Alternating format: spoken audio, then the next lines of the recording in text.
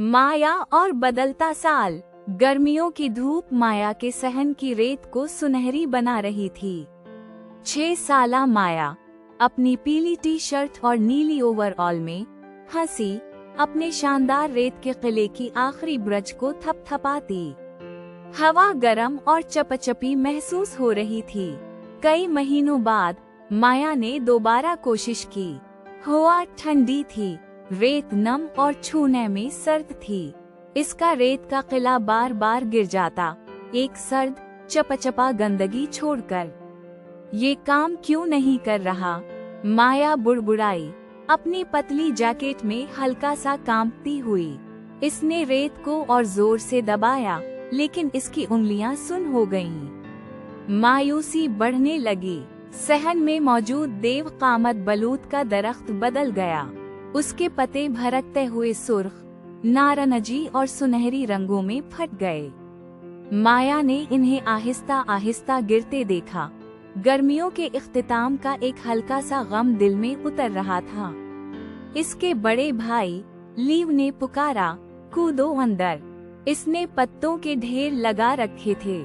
माया अपनी ठंडी रेत की फकरी भूल गई, खुशी से चीखती हुई जब वो पत्तों के सरसराते पहाड़ में गायब हो गई। जल्द ही बर्फ की एक नरम चादर हर चीज को ढांप गई। माया ने बर्फ का किला बनाने की कोशिश की, लेकिन वो पहले जैसा नहीं था। सर्दियों की धूप धुंधली आसमान में कमजोर और दूर महसूस हो रही थी। काश हमेशा गर्मियां रहती।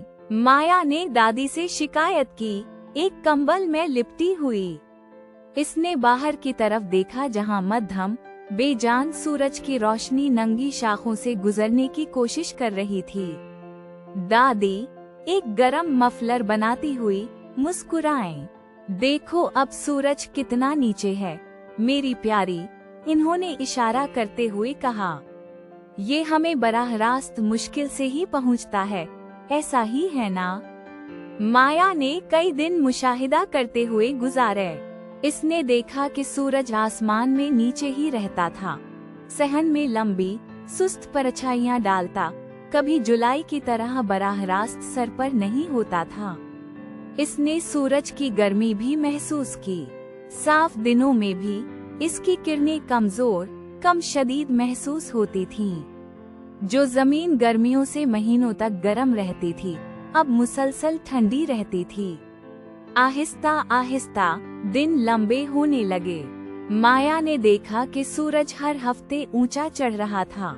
पिघलती हुई जमीन से नन्हे सब्ज पौधे निकलने लगे और शाखों पर कलियां नमूदार हुईं। एक समझ-बूझ ने जन्म लिया। सूरज का जाविया और ताकत बदल गई थी। जब ये ऊंचा होता है तो जमीन को गर्म करता है, जब नीचा होता है तो सिर्फ सतह को छूता है, जिससे कम गर्मी मिलती है। माया ने चमकदार बहार के फूल लगाने में मदद की। अभी भी ठंडी हवा के लिए एक आरामदेह स्वेटर का इंतखाब किया। इसे समझ आ गई थी कि ये इस नरम मौसम के लिए थे, गर्मियों की तपिश के लिए नहीं। इसने पानी के गड्ढों को तलाश किया, नए खिले फूलों की तारीफ की और राबिन परिंदों के खानदानों को देखा। इसे मालूम था कि रेत के किलों के लिए गर्मियों की तपिश तब वापस आएगी जब सूरज सबसे ऊंचा चढ़ेगा। जब आखिरकार गर्मियां आए, माया ने अपना अब तक का सबसे बड़ा रेत का किला बनाया। लेकिन उसे पत्तों के ढेर और बर्फ की खुशी भी याद थी। हर मौसम को उसके तोहफों के लिए सराहती हुई। कुदरती तब्दीलियों को समझना हमें हर मौसम की खूबियों को जानने और उनके साथ जीने में मदद देता है।